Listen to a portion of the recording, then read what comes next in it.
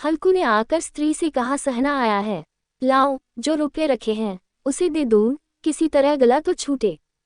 मुन्नी झाड़ू लगा रही थी, पीछे फिरकर बोली, 3 ही रुपये हैं, दे दोगे तो कमल कहाँ से आवेगा? माँ को उसकी रात हार में कैसे कटेगी? उससे कह दो फसल पर दे देंगे, अभी नहीं। हल्कू एक क्षण अनिश्चित दशा में खड़ा रहा। पूस सिर पर आ गया, कंबल के बिना हार में रात को वह किसी तरह सो नहीं सकता। मगर सहना मानेगा नहीं, घुड़कियां जमावेगा, गालियां देगा, बला से जाड़ों में मरेंगे, बला तो सिर से टल जाएगी।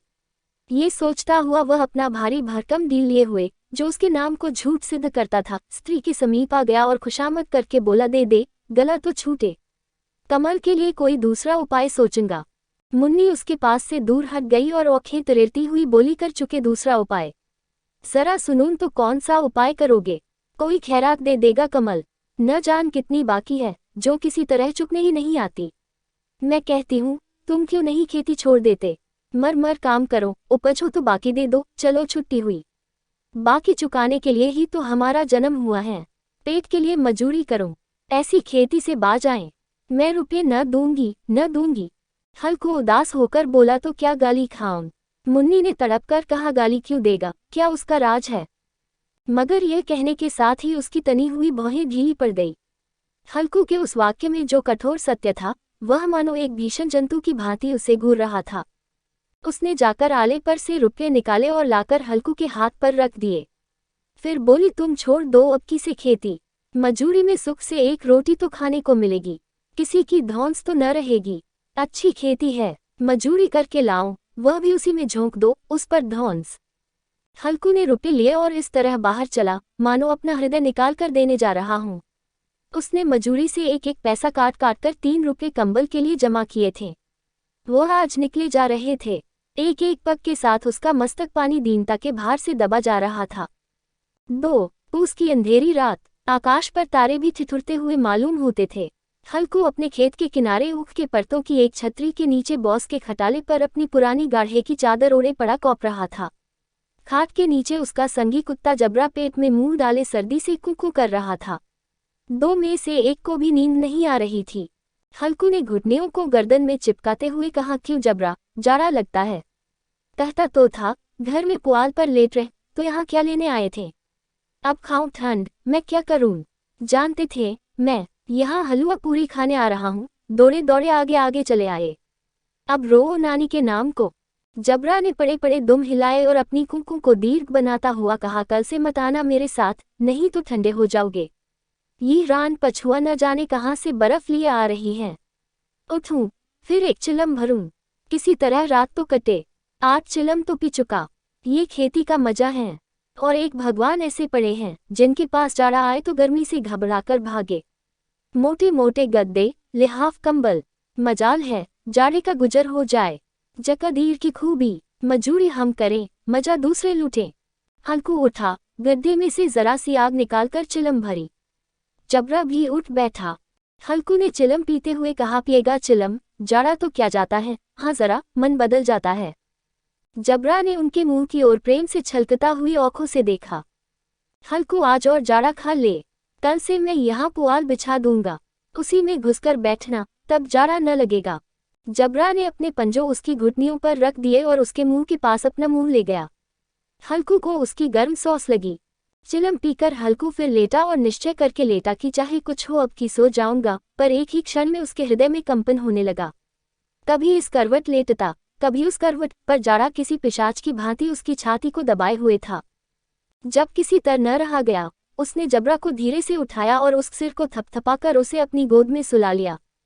कुत्ते की देह से जाने कैसी दुर्गंध आ रही थी, पर वह उसे अपनी गोद में चिपटाए हुए ऐसे सुख का अनुभव कर रहा था, जो इधर महीनों से उसे न मिला था। जबरा शायद ये समझ रहा था कि स्वर्ग यही है, और हल्कू की पवित्र आत्मा में तो उस कुत्ते के प्रति घृणा की गंध तक न थी। अपने किसी अभिन्न मित्र या भाई को भी वह इतनी ही तत्परता से गले लगाता। वह अपनी दीनता से आहत न था, जिसने आज उसे इस दशा को पहुंचा दिया। नहीं, इस अनोखी मैत्री ने जैसे उसकी आत्मा के सब द्वार खोल दिए थे और उनका एक एक अणु प्रकाश से चमक रहा था। सहसा जबरा ने किसी जानवर की आहट पाई। इस विशेष आत्मीयता ने उसमें एक नई स्फूर्ति पैदा कर रही थी, जो हवा के ठंडे झोंकों को तुच्छ समझती थी। वह झपटकर उठा और छपरी से बाहर आकर भूंकने लगा। हल्कू ने उसे कई बार चुमकार कर बुलाया, पर वह उसके पास न आया। हार में चारों तरफ दौड़ दौड़कर भूंकता रहा। एक क्षण के लिए आ भी जाता तो तुरंत ही फिर दौड़ता।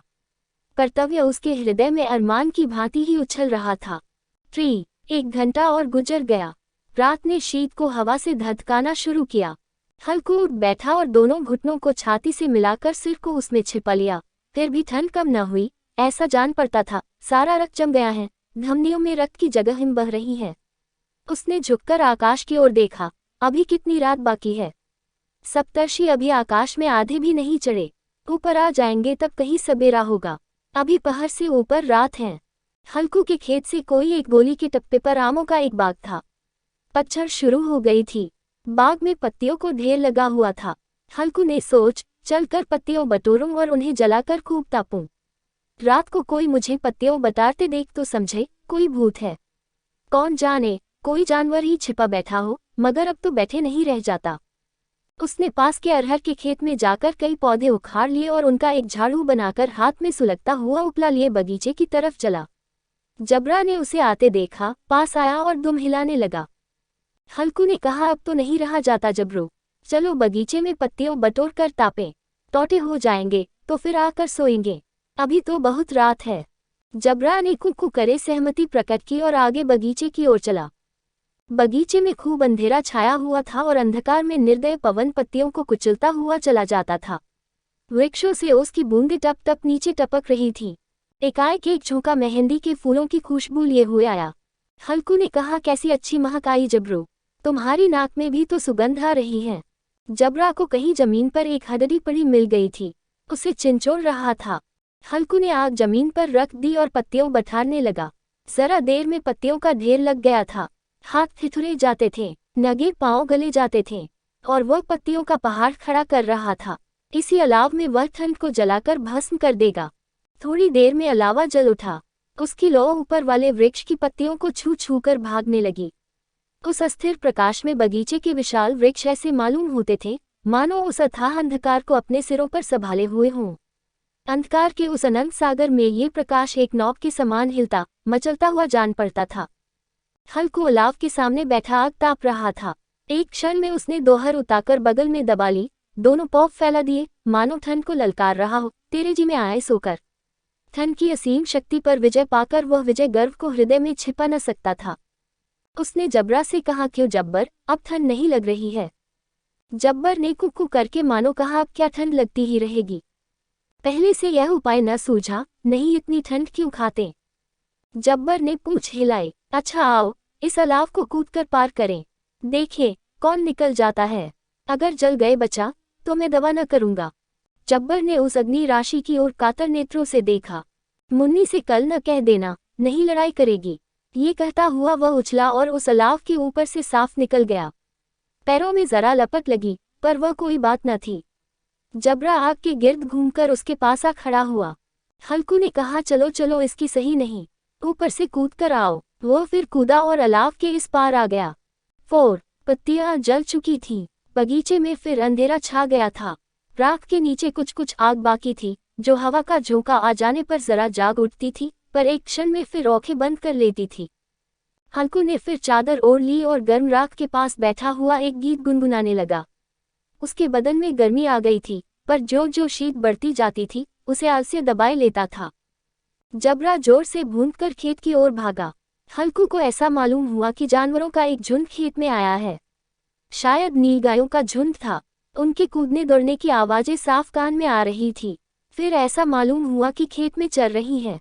उनके चबाने की आवाज चरचर सुनाई देने लगी। उसने दिल में कहा, नहीं, जबरा के होते कोई जानवर खेत में नहीं आ सकता। नोच ही डाले, मुझे भ्रम हो रहा है। कहाँ, अब तो कुछ नहीं सुनाई देता। मुझे भी कैसा धोखा हुआ। उसने जोर से आवाज लगाई, जबरा जबरा। जबरा भूंकता रहा, उसके पास न आया। फिर खेत के चरे जाने की आहट मिली। अब वह अपने को धोखा न दे सका। उसे अपनी जगह से हिलना जहर लग रहा था। कैसा दंदाया हुआ बैठा था। इस जाड़े पाले में खेत में जाना, जानवरों के पीछे दौड़ना असह्य जान पड़ा। वह अपनी जगह से न हिला। उसने जोर से आवाज लगाई, हिलो हिलो हिलो। जबरा फिर भूंक उठा। जानवर खेत चर रहे थे। फसल तैयार है, कैसी अच्छी खेती थी, पर ये दुष्ट जानवर उसका सर्वनाश किए डालते हैं।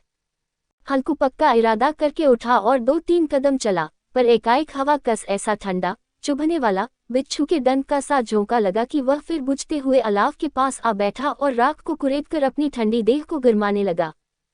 जबरा अपना गला फाड़ डालता था, नीलगाय खेत का सफाया किए डालती थी और हल्कू गर्म राख के पास शांत बैठा हुआ था।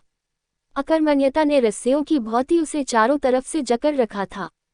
उसी राख के पास गर्म जमीन परत वही चादर ओढ़ कर सो गया।